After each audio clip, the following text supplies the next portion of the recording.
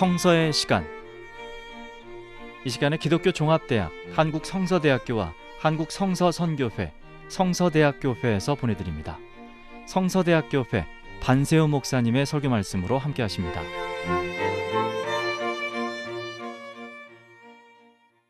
오늘부터 우리는 에베소서 말씀을 함께 묵상하고자 합니다.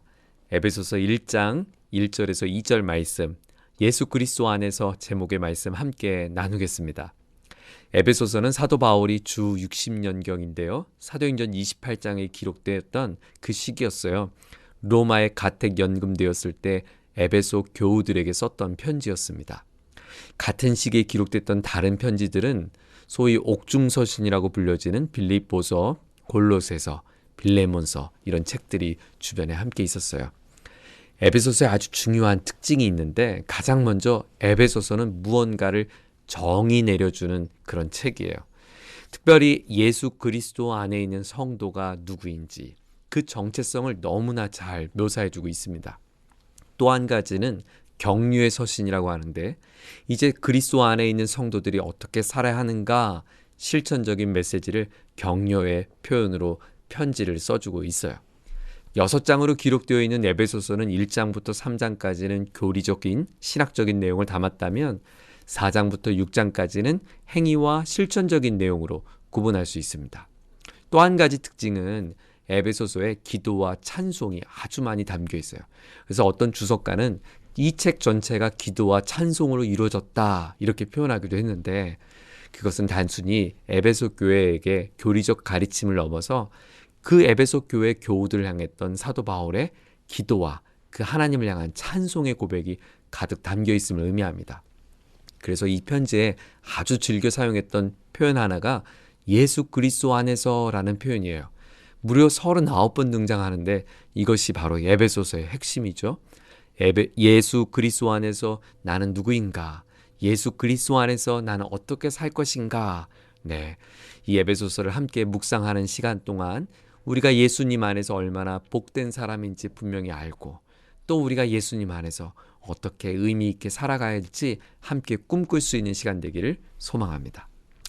또 한 가지 에베소서의 특징이 있는데요. 그것은 개인의 정체성을 넘어서 교회 공동체가 무엇인지, 교회가 무엇인지를 너무나 잘 설명해주고 있어요. 교회에 대한 다양한 표현이 있는데 하나님의 기업, 그리스도의 몸, 하나님이 만드신 새로운 사람, 하나님의 권속, 거하실 처소, 때로는 하나님의 군사 이런 다양한 표현과 비유를 통해서 교회의 정체성, 교회를 잘 정의해주고 있습니다. 오늘날 우리 모두는 이 시대에 참된 교회를 너무나 그리워하고 갈망하고 있습니다. 바라옵기는 에베소서 말씀을 함께 묵상하는 동안 우리 성령 하나님께서 사도 바울을 통해서 주셨던 이 교회 청사진을 우리 마음에 받아들이고 또 함께 꿈꾸며 건강한 아름다운 교회 공동체를 세워가기를 소망합니다. 마지막 세 번째 에베소서의 실천적 측면에 또한 특징이 있는데요. 그리스도 안에 있는 자의 새로운 삶을 제시해줘요.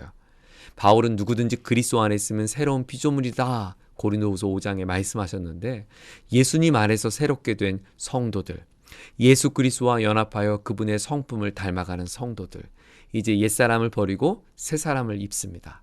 이제 그리스도 안에서 우리는 남편과 아내 역할을 하기도 하고요. 주 안에서 부모와 자녀가 되기도 하고 또 일터 속에는 예수님 안에 속한 일꾼으로서 우리는 직장생활을 합니다. 교회에서 서로를 대할 때 예수 안에서 대하고 악한 세상과 마귀와 맞설 때 예수님 안에서 얻는 능력으로 싸웁니다. 한마디로 우리 삶의 모든 영역은 예수님 안에 살아가는 거죠. 에베소서는 바로 우리가 그리스도 안에서 어떻게 살아가야 하는지 필요한 소원과 능력을 함께 꿈꾸게 합니다. 자, 이제 한번 에베소서를 본문을 들여다보겠습니다. 1장 1절이에요. 하나님의 뜻으로 말미암아 그리스도 예수의 사도된 바울은 에베소에 있는 성도들과 그리스도 예수 안에 있는 신실한 자들에게 편지하노니. 여기서 가장 먼저 바울은 자신을 이렇게 소개했어요. 하나님의 뜻으로 말미암아 그리스도 예수의 사도가 된 바울. 여러분, 바울은 누구죠? 바울은 국제도시 다소 사람으로 혈통으로는 유대인 히브리 베냐민 지파 사람이었어요. 또한 법적으로는 로마 시민권자였죠. 태어난 지 8일 만에 할례도 받았고 어려서부터 예루살렘에서 정통 바리새파 율법 교육, 그것도 가말리엘이라고 하는 유명한 랍비 문화에서 엄하게 교육을 받았어요. 그는 율법으로도 흠이 없는 자였죠. 또한 바울은 하나님께 대한 열심도 대단했습니다. 그래서 하나님을 모욕한다고 여겨진 사람들이면 남녀를 옥에 가두기도 하고 죽는 자리에도 찬송 투표를 던졌고 회당에서 강제로 예수 그리스도를 모독하게 신문하고 외국 성까지 가서 하나님의 교회를 심히 박해하고 멸했던 사람이었어요. 그런 바울이 자신을 이렇게 소개합니다. 내가 그리스도 예수의 사도가 되었다. 그리스도 예수를 박해하고 그의 몸된 교회를 비방하고 폭행했던 그가 어떻게 그리스도 예수의 보내심을 받은 자, 그분의 사명을 맡은 사도가 되었을까요? 여러분, 어떻게 바울이 그런 자가 되었다고 고백합니까? 1절에 보면 하나님의 뜻으로 말미암아. 네, 바울은 디모데에게 자신을 이렇게 표현한 적이 있어요. 디모데전서 1장 12절 이하의 말씀이에요. 나를 능하게 하신 그리스도 예수 우리 주께 내가 감사함은 나를 충성되이 여겨 내게 직분을 맡기심이니 내가 전에는 비방자요 박해자요 폭행자였으나 도리어 국류를 입은 것은 내가 믿지 아니할 때 알지 못하고 행하였습니다. 우리 주의 은혜가 그리스도 예수 안에 있는 믿음과 사랑과 함께 넘치도록 풍성하였다. 바울은 내가 이렇게 된 것 하나님의 은혜임을 그가 놓치지 않고 표현합니다. 그가 회심한 순간부터 이 편지를 쓰는 순간까지 다메섹, 예루살렘, 다소, 갈라디아, 길리기아, 마게도니아, 아시아, 아가야, 그리고 땅끝 로마까지 예수께 받은 사명, 하나님의 은혜의 복음을 증언한 일을 마치기 위해서라면 목숨도 불사했던 사람으로 바뀌었어요. 어떻게 해요? 하나님의 뜻대로 말이죠. 하나님의 그 풍성한 은혜로 말이죠. 바울은 그렇게 새 사람이 되었습니다. 예수 그리스도 안에서 새롭게 되었다. 바울은 그렇게 고백하는 거예요. 나의 나 된 것 다 하나님의 은혜며 하나님의 뜻 안에서 이루어졌음을 고백합니다. 맞아요. 저와 여러분이 살아가는 삶의 이야기도 다 하나님의 은혜며 하나님의 뜻인 것을 우리가 고백합니다. 또한 둘째로 바울은 이 편지의 수신자들을 소개하는데요. 에베소에 있는 성도들이라고 표현합니다. 에베소에 있는 성도. 에베소는 해안과 내륙을 잇는 아주 중요한 도시였다고 해요. 약 인구 25만의 대도시였는데 정치적으로, 상업적으로 종교의 중심지였습니다. 이 도시에는 유방이 달린 풍요의 여신 아데미를 숭배할 뿐만 아니라 50여 종의 우상을 함께 문란하게 섬겼던 도시였어요. 황제 숭배를 통해 정치적 입지를 다진 그런 도시였죠. 일찍이 마술도 성행하고 무려 2만 5천 명을 수용할 수 있는 원형극장에서 온갖 잔인하고 불경한 일을 즐겼던 도시였습니다.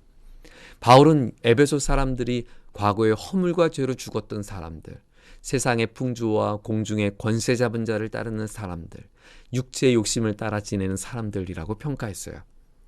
그런 그들을 에베소에 있는 성도, 하나님께서 성도로 부르셨어요.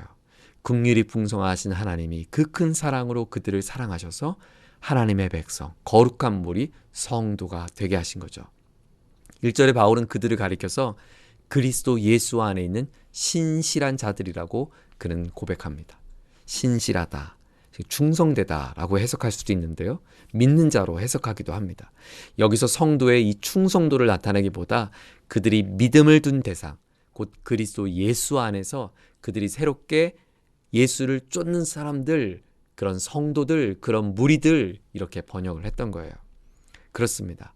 우리의 믿음은 아주 가끔 견고할 때가 있고 자주 연약해지기도 합니다. 하지만 나의 작은 믿음이라도 저와 여러분이 그리스도 예수 안에 둔 믿음이라면 우리는 하나님의 엄청난 은혜를 받는 통로가 될 수 있음을 기억하십시오. 주님께서 만일 너에게 믿음이 겨자씨 한 알만큼만 있어도 너희가 능치 못할 것이 없다고 말씀하셨어요. 네, 우리가 예수 그리스도 안에 있는 이 믿음을 갖는 한 하나님의 넘치는 사랑과 은혜가 우리 삶에 부어지는 줄 믿습니다. 그렇게 하나님이 우리를 성도로 하나님의 존귀한 자녀로 삼아주셨어요. 2절에 바울은 그들에게 인사말을 남깁니다. 은혜와 평강이 너에게 있을지어다. 일반적인 축복의 인사말인 것 같지만 여기에 앞서 언급한 축복의 근원 때문에 오늘 이 문장이 완전히 차원이 다른 인사말이 됩니다. 하나님 우리 아버지와 주 예수 그리스도로부터 은혜와 평강이 너에게 있을지어다. 네, 그렇습니다. 바울과 에베소 교회 성도 모두가 하나님의 풍성한 은혜를 그들의 주님 예수 그리스도 안에서 그들은 누렸습니다. 그리스도 예수 안에서 그들이 받은 은혜는 그들의 정체성을 완전히 바꾸었습니다. 하나님의 은혜가 그들에게 세상이 줄 수 없는 평강을 가져다 주었고, 단절된 죄인이었던 우리가 그리스도 안에서 하나님과 영원한 샬롬, 평강을 누리게 되었어요. 유대인은 이방인, 남자와 여자, 종과 주인, 남편과 아내, 부모와 자녀, 성도와 성도 사이의 모든 막힌 담을 허무는 그 평강을 우리 하나님께서 허락해 주셨습니다.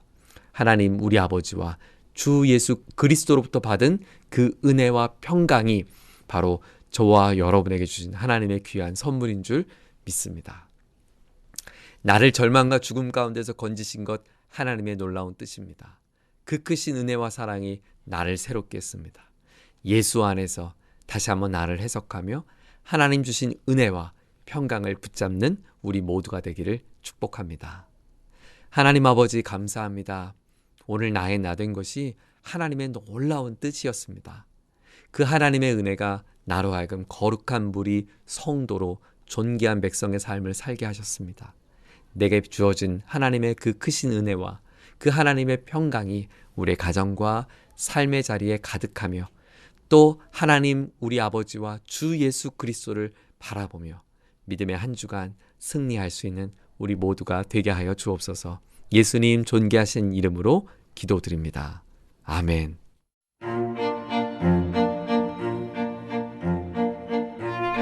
성서의 시간, 지금까지 성서대학교회 반세우 목사님의 설교 말씀으로 함께 하셨습니다. 이 방송 들으시고 신앙생활에 도움받기 원하시는 분은 서울전화 02-936국에 9559번 936-9559번 성서대학교회로 연락하시기 바랍니다.